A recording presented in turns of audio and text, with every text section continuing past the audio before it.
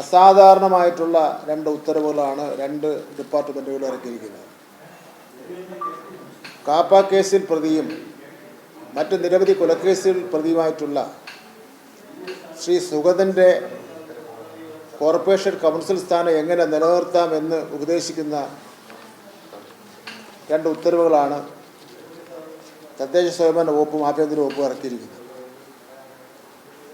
വളരെ വേഗതയിലാണ്. 18-ാം തീയതി തദ്ദേശ സ്വയംഭരണ വകുപ്പ് ഉത്തരവിറക്കുന്നു. 2 ദിവസം ഇതിനകം 20-ാം തീയതി ആഭ്യന്തര വകുപ്പ് ഉത്തരവ് ഇറക്കുന്നു. ഈ രണ്ട് ഉത്തരവും നിയമവിരുദ്ധമായിട്ടുള്ള ഉത്തരവാണ്. ഈ സംസ്ഥാനത്തിന് തന്നെ തെറ്റായ സന്ദേശം കൊടുക്കുന്ന ഉത്തരവാണ്.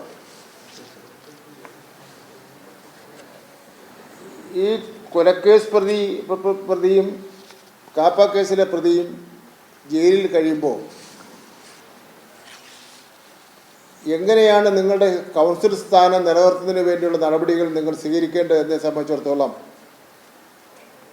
ഉപദേശം കൊടുത്തുകൊണ്ടുള്ള ഉത്തരവ് ഇറക്കാൻ ആഭ്യന്തര വകുപ്പിനും തദ്ദേശ വകുപ്പിനും ആരാണ് അതിന് അനുവാദം കൊടുത്തത്? ഞാനിന്നലെ ബഹുമാനപ്പെട്ട ഹോം മിനിസ്റ്ററുമായിട്ട് സംസാരിച്ചപ്പോൾ അദ്ദേഹം ഫയൽ കണ്ടില്ലെന്നാണ് പറയുന്നത്. ഇത്രയധികം പ്രാധാന്യമുള്ള, കേരളമാകെ തന്നെ ഉറ്റുനോക്കുന്ന, ഹൈക്കോടതിയുടെ പരിഗണനയിൽ ഇരിക്കുന്ന വിഷയം, ആ വിഷയത്തിന്മേൽ ഉത്തരവിറക്കുന്നത് മന്ത്രിമാർ കണ്ടില്ല എന്ന് പറഞ്ഞാൽ, കണ്ടില്ലെങ്കിൽ മന്ത്രി കാണാതെ ഏത് ഉദ്യോഗസ്ഥനാണ് ഉത്തരവിറക്കുന്നതിന് വേണ്ടി മുൻകൈയെടുത്ത് ഉത്തരവിൽ ഒപ്പുവെച്ചതെന്ന് അന്വേഷണം നടത്തി ആവശ്യമായ നടപടി സ്വീകരിക്കുമെന്ന് ഞാൻ പ്രതീക്ഷിക്കുന്നു. ഈ രണ്ട് ഉത്തരവും അടിയന്തരമായിട്ട് ക്യാൻസലാക്കേണ്ടതായിട്ടുണ്ട്. ഈ രണ്ട് ഉത്തരവിലും പറയുന്നത് വളരെ രസകരമാണ്. ഇവർക്ക് പറയുവാൻ അധികാരമില്ലാത്ത കാര്യങ്ങളാണ് ഈ തദ്ദേശ സ്വയംഭരണ വകുപ്പിൻ്റെ ഉത്തരവിലും ഹോം മിനിസ്റ്ററുടെ ഓഫീസിൽ നിന്ന് ഇറങ്ങിയിട്ടുള്ള ഡിപ്പാർട്ട്മെൻറ്റിൽ നിന്ന് ഇറങ്ങിയിട്ടുള്ള ഉത്തരവിലും പറയുന്നത്. യഥാർത്ഥത്തിൽ ഈ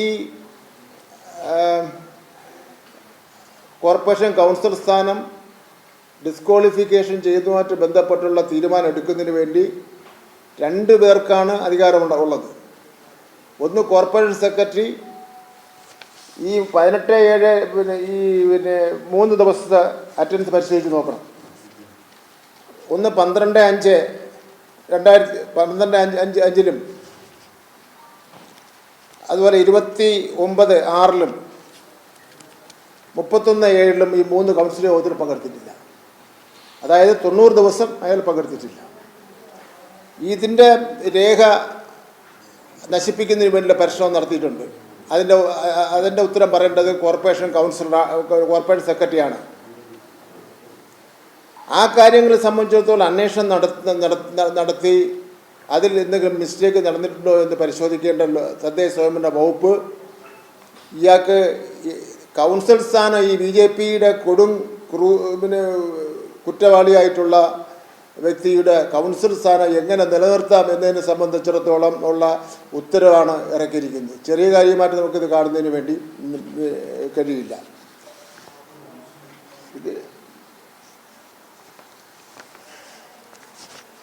അതിൽ വേറൊരു സൗജന്യം ചെയ്തിട്ടുണ്ട്. നിങ്ങൾക്ക് കാര്യങ്ങളെല്ലാം നിങ്ങളുടെ കൗൺസിൽ സ്ഥാനം നിലനിർത്തുന്നതിന് വേണ്ടിയുള്ള കാര്യങ്ങൾ ചെയ്യുന്നതിന് വേണ്ടി നിങ്ങൾ പോകുന്ന അവസരത്തിൽ എസ്കോർട്ട് തരാൻ വേണ്ടി പറ്റില്ല എന്നുള്ള ഒരു സൗജന്യം എന്തായാലും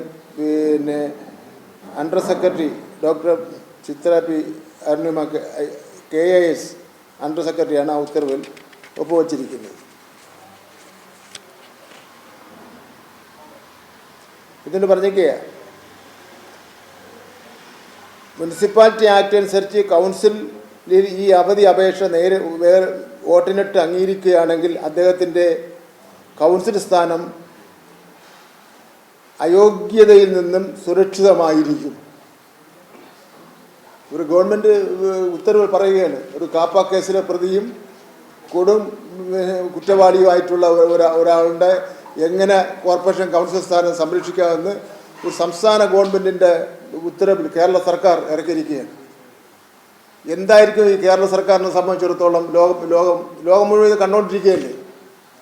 ലോകത്തുള്ള ജനങ്ങൾ എന്തായിരിക്കും ധരിക്കുന്നത് ഒരു കേരള സർക്കാർ ഇറക്കിയിരിക്കുന്ന ഉത്തരവിനെ സംബന്ധിച്ചിടത്തോളം? ഉത്തരവ് ആ ഫയൽ മുഴുവൻ ബഹുമാനപ്പെട്ട മന്ത്രിമാർ പരിശോധിക്കണം. ഞാൻ ഇന്നലെ ബഹുമാനപ്പെട്ട ഹോം മിനിസ്റ്ററോട് സംസാരിച്ച ഈ വിഷയം ബഹുമാനപ്പെട്ട ചീഫ് സെക്രട്ടറിയുമായി സംസാരിച്ചു. അതുപോലെ തന്നെ കോർപ്പറേഷൻ സെക്രട്ടറിയെ വിളിച്ചിട്ട് കിട്ടിയിട്ടില്ല. കോർപ്പറേഷനിലും പരാതി കൊടുത്തിട്ടുണ്ട്.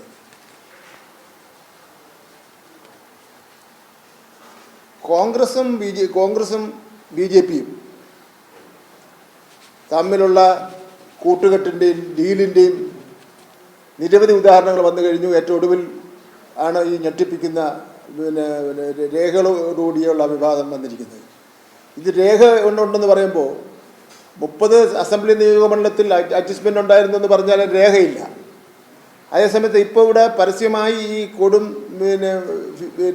കുറ്റവാളിയെ സംരക്ഷിക്കുന്നതിന് വേണ്ടി RSSൻ്റെ നേതാവായിട്ടുള്ള കുറ്റവാളിയെ സംരക്ഷിക്കുന്നതിന് വേണ്ടി പരസ്യമായി തന്നെ ചെയ്തിരിക്കുന്ന ഒരാൾ കോൺഗ്രസ് ആണ്, ഒരാൾ മുസ്ലിം ലീഗുകാരനാണ് ചെയ്തിരിക്കുന്നത്.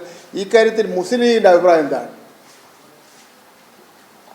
കേരളത്തിൽ വർഗീയ കലാപം ഉണ്ടാക്കുന്നതിന് വേണ്ടിയെല്ലാം പരിശ്രമം നടത്തുന്ന RSSൻ്റെ കുറ്റവാളികളെ നിയമത്തിൻ്റെ മുന്നിൽ കൊണ്ടുവരുന്നതിന് വേണ്ടി പരിശ്രമങ്ങൾ പോലീസിൻ്റെ ഭാഗത്തു നിന്ന് നടത്തിക്കൊണ്ടിരിക്കുമ്പോൾ അവരെ രക്ഷപ്പെടുന്നതിന് വേണ്ടിയുള്ള പരിശ്രമമാണ് മുസ്ലിം ലീഗ് നടത്തിക്കൊണ്ടിരിക്കുന്നത്. മുസ്ലിം ലീഗിന് ഇക്കാര്യത്തിൽ എന്താണ് പറയാനുള്ളത്?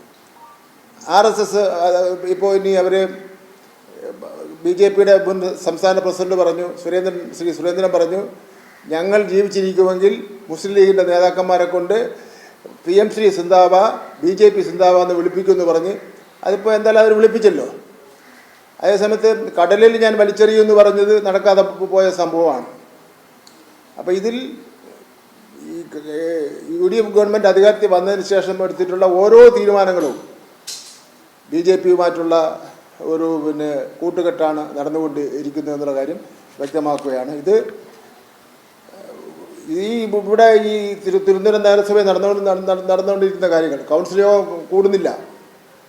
5 മിനിറ്റ് കൊണ്ട് കൗൺസിൽ യോഗം അവസാനിപ്പിക്കുന്നു.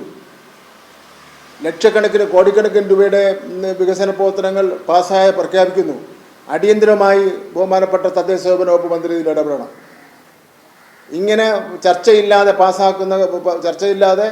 എല്ലാ ദിവസവും ചർച്ചയില്ലാതെ പാസ്സാക്കുന്ന ഈ രീതി അവസാനിപ്പിക്കേണ്ടതായിട്ടുണ്ട്.